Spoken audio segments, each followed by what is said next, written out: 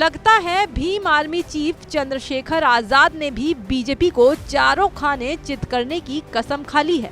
तभी तो चुनावी माहौल में कोई ना कोई मुद्दा झट से लपक लेते हैं और फट से बीजेपी पर फायर हो जाते हैं। इस बार तो उन्होंने सीधा बीजेपी से नहीं बल्कि प्रधानमंत्री नरेंद्र मोदी से ही पंगा ले लिया है। पीएम पर निशाना साधते साधते हिटलर तक जा पहुंचे, लेकिन उन्होंने अचानक पीएम को हिटलर की बात क्यों याद दिलाई, वो अहम है। दरअसल इन दिनों कर्नाटक के बीजेपी सांसद और कद्दावर नेता अनंत कुमार हेगड़े के बयान पर राजनीति गरमाई हुई है। सियासी बवाल इसलिए हो रहा है क्योंकि उन्होंने कहा था कि बीजेपी को 400 सीटें जीतना जरूरी है, संविधान के कई प्रावधानों को बदलना है। उन्होंने कहा कि संसद में 2/3 से अधिक बहुमत हासिल करने के बाद हिंदुओं के हित में संविधान के कई प्रावधानों में संशोधन किए जाएंगे। उन्होंने ये आरोप भी लगाया कि कांग्रेस ने संविधान में गैर जरूरी चीजें शामिल की हैं, उसे हमें बदलना होगा। बस इसी बयान पर आजाद समाज पार्टी के मुखिया चंद्रशेखर आजाद ने अपनी तीखी प्रतिक्रिया दी है।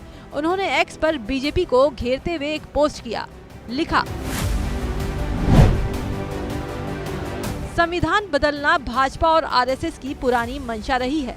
भाजपा सांसद अनंत कुमार हेगड़े का बयान उसी मंशा को और अधिक पुख्ता करता है। भाजपा समानता और लोकतंत्र विरोधी है।